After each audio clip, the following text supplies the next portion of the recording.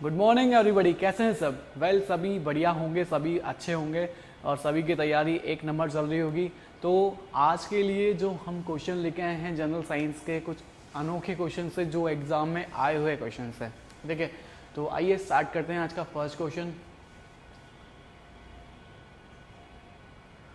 तो आज का फर्स्ट क्वेश्चन है, वायुमंडलीय दाब को मापने के लिए आवश्यक यंत्र है। एटमॉस्फेरिक प्रेशर को मेज़र करने के लिए कौन सा जो है यंत्र हम काम में लेते हैं? तो बेरोमापी जो है, या द्रव घनत्व मापी, बेरोमापी, आर्द्रता मापी या ऊंचाई मापी हम काम में लेते हैं। तो वायुमंडलीय दाब को मापने के लिए, मेज़र करने के लिए आर्द्रता मापी जो है, आर्द्रता मापी द्वारा वायुमंडलीय मापा जाता है। ठीक है, तो ऑप्शन नंबर सी इसका करेक्ट आंसर है। ठीक है, आपको ध्यान रखना है, एटमॉस्फेरिक प्रेशर मेज़र करने के लिए जो है हम आर्द्रता मापी जो है हम उसको यूज़ करते हैं। नेक्स्ट क्वेश्चन की हम बात करें, किसी पिंड का अधिकतम भार, ठीक है, किसी मास का मैक्सिमम वेट कब होता है? जब वो निर्वात में होगा। ठीक है, बहुत बार पूछा हुआ क्वेश्चन है, तो इसका जो करेक्ट आंसर है निर्वात जो है, इसका करेक्ट आंसर है डी, इसका करेक्ट आंसर है। मतलब वैक्यूम जो है इसका करेक्ट आंसर है। ठीक है, नेक्स्ट क्वेश्चन की हम बात करें, बर्फ जमी झील के अंदर मछलियां जीवित रहती है। क्या रीज़न हो सकता है? मछलियां नियत वार्म ब्लडेड होती है, या फिर मछलियां बर्फ में शीत निष्क्रिय हो जाती है, झील की तली पर जल नहीं जम पाता, बर्फ ऊष्मा का उत्तम चालक होता है। तो इसका जो करेक्ट आंसर है ऑप्शन नंबर सी जो है, इसका करेक्ट आंसर है झील की तली पर, झील की जो सतह होती है पर जल नहीं जम पाता है। ठीक है, तो ऑप्शन नंबर सी इसका करेक्ट आंसर है। नेक्स्ट क्वेश्चन की हम बात करें, रेलवे प्लेटफॉर्म के किनारे पर खड़े युवक के सामने तेज गति से रेलगाड़ी गुजरने पर युवक पर क्या प्रभाव पड़ेगा? ठीक है, प्लेटफॉर्म पे खड़ा है और सामने से रेलगाड़ी आ रही है तेज गति में, तो उसके ऊपर रेलगाड़ी से गुजरने से क्या प्रभाव पड़ेगा? उस पर कोई प्रभाव नहीं पड़ता है। प्लेटफॉर्म पर गाड़ी से दूर जा गिरता है, प्लेटफॉर्म की ओर जा गिरता है, प्लेटफॉर्म की ओर या उससे दूर गिर पड़ता है, जो गाड़ी की चाल पर निर्भर करता है। ठीक है, तो ऑप्शन नंबर सी जो है इसके ऊपर, इसका करेक्ट आंसर है गाड़ी की ओर गिर पड़ता है।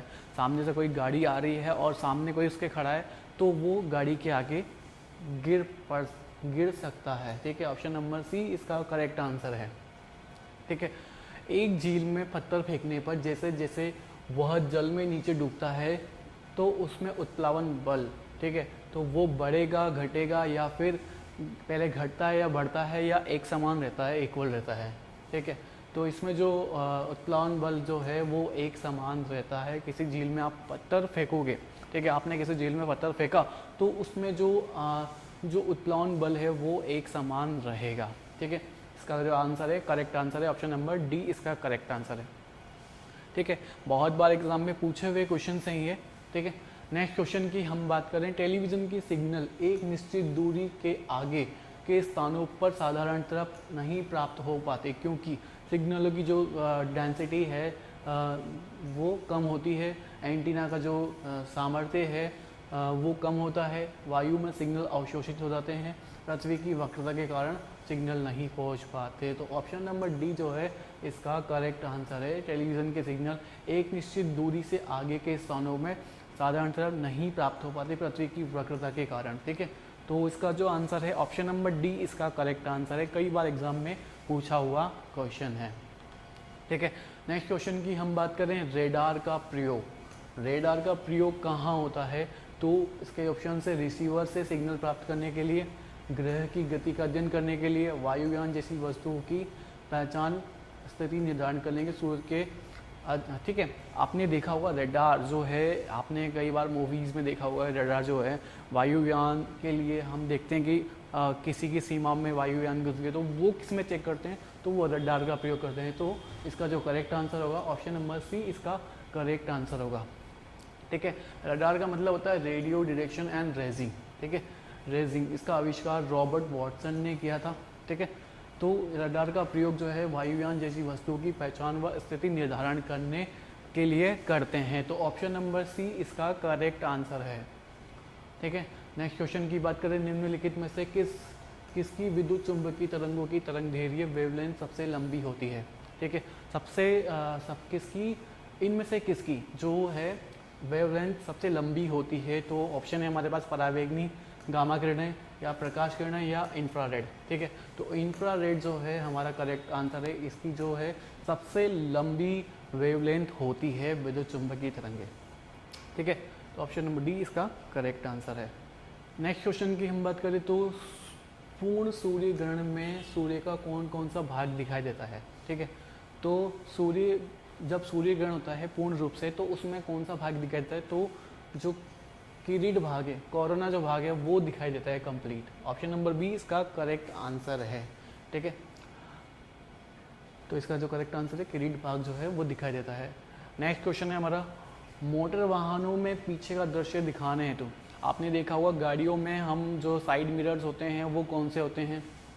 तो मोटर वाहनों में पीछे का दृश्य देखने के लिए हम कौन सा मिरर हम काम में लेते हैं, समतल दर्पण, उत्तल दर्पण, अवतल दर्पण या बेलनाकार। ठीक है, तो इसका जो करेक्ट आंसर है ऑप्शन नंबर बी इसका करेक्ट आंसर है। उत्तल लेंस जो है वो, उत्तल दर्पण जो है वो हम काम में लेते हैं, जिसका साइड मिरर के रूप में उपयोग होता है, जो कि सोडियम परावर्तक लैब में भी उपयोग होता है।